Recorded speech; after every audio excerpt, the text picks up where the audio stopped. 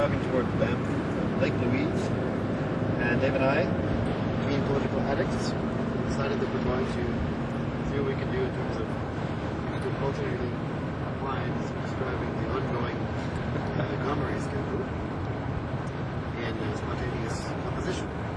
So we're going to alternate lines. Oh, we're going to try. We're going to try. All right, you're first. And all the nation then hearkened on to Gomery.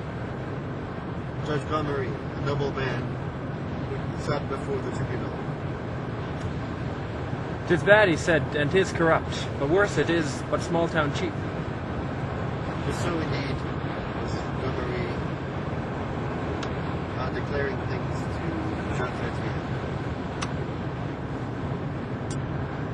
And then he turned unto the scoundrels, unto the men of bad companies.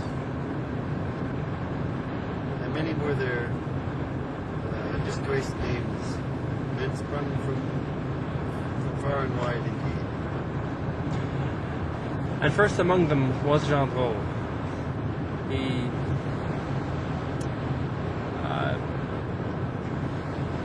president of Groupe Action. And he it was whose name was foulest of the advertising chiefs. And yet in turn, when the inquiry came, 'twas he who turned his back on sin. And yet he could not stain his name more deeply than it had just been. That kind of rhymes. For pure indeed had been his reliance on the federal sponsorship. The scandal of the sponsorship, the most disgraceful deed of all.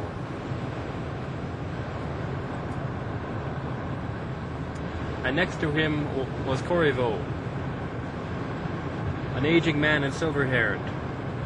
Unyielding was his will, and stern his glance, but bad his memory.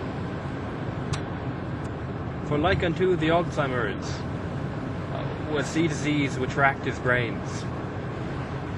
And yet some said in whispered words, it was not illness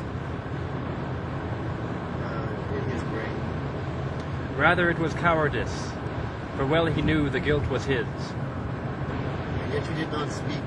On each in turn, he laid his...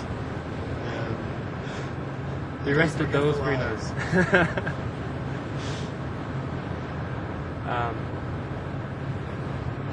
And polite to him were all the lawyers who asked the questions at the inquiry. $6 billion in cold cash he walked away with on a time. Yes, going for were the nation's papers, going for most in proud Quebec. And then behold the Globe and Mail, and even that Toronto Star did yell and shout and fill their pages with their bold denunciations. And then the editorial boards did gather up within their rooms. And boundless words did they opine.